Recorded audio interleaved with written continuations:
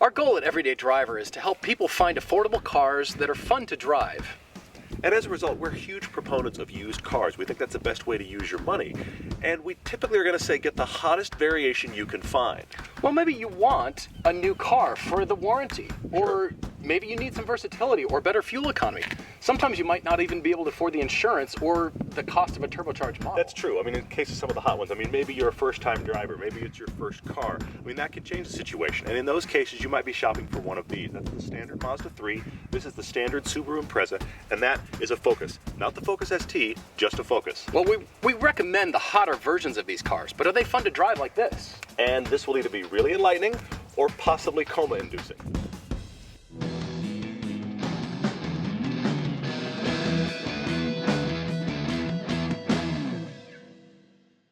So today we're driving the 2014 Subaru Impreza. This is a 2-liter boxer engine.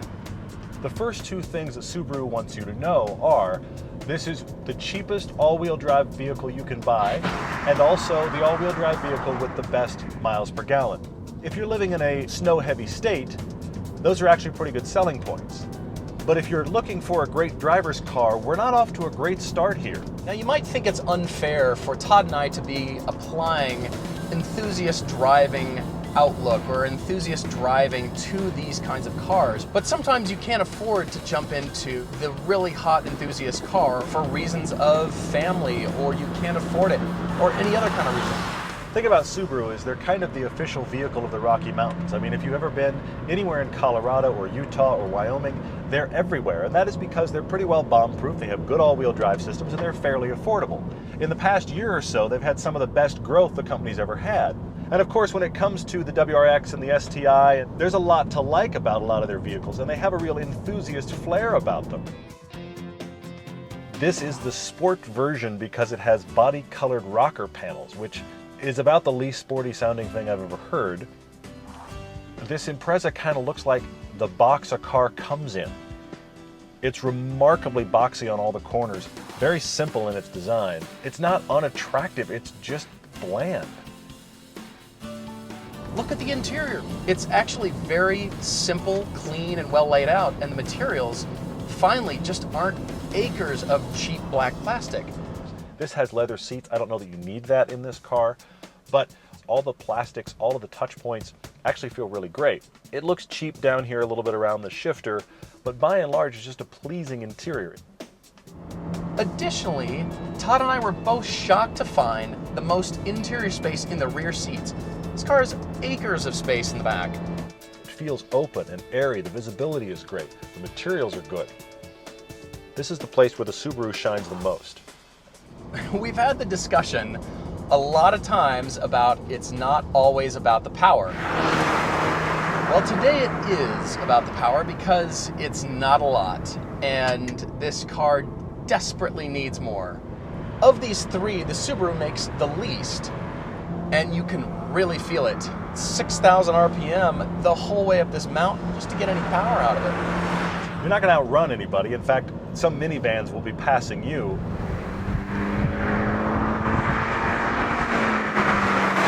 It also is equipped with the automatic transmission, and when I say automatic, what Subaru really means is the CVT.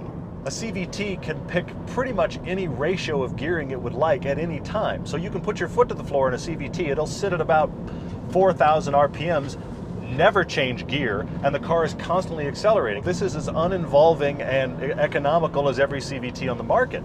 So when you slide the transmission lever over into manual, what it's doing when you select a gear is the computer is selecting pre-programmed points in the CVT that make it feel like second or make it feel like third gear.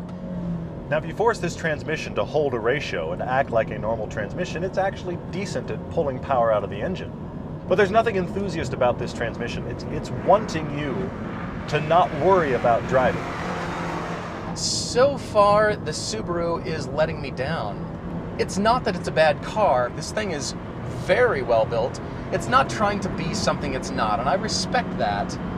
But I wish there was something just a little bit more fun about this car to drive, because chucking this car into a corner, it's really rolling everywhere. And once you settle it over on its body roll, you can kind of get it to hold a line.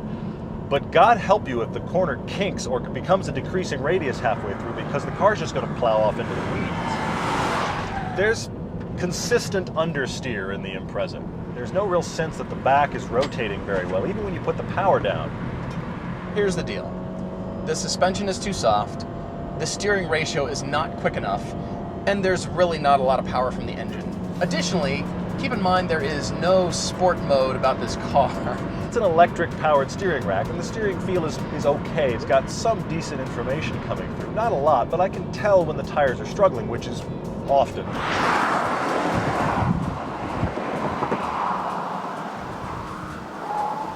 As far as it being a good car, well, yeah, it's great, actually. But it doesn't hold a line. It can't hold a line. I think really the only time you're going to be happy is when you're just commuting in this car. And is that okay? Yeah, that's perfectly fine. But that's all it's going to be. You can make it drive hard. It doesn't enjoy it. It's kind of like asking somebody out for the night and they say, well, if we do that, I've got to go get dressed, and there's going to be a lot of people, and everything's going to take a long time. And at that point you think, you know what? I don't want to do it now either. Now this version we have here is the Sport Limited, which is, of course, as a press car, the loaded version. It's about a $25,000 car. Now, you don't want this car as a $25,000 car. You don't need the leather. You really don't want this CVT transmission. The version you want is probably just the premium, which gets you a 5-speed. It gets you things like Bluetooth and adds cruise control. It has 16-inch wheels. A lot of the stuff you want is in that version. And you can probably get out for a little over 20 grand. That starts to become a pretty good car. For me, there is not a shred of enthusiast driving about this car, which is disappointing because I got into this car thinking I wanted it to do something. I thought it was going to surprise me a little bit, and it just hasn't. The Subaru Impreza is a good car. It's an affordable car, it's an efficient car, it's a very roomy car. It's not a fun car, and that is what we're looking for here.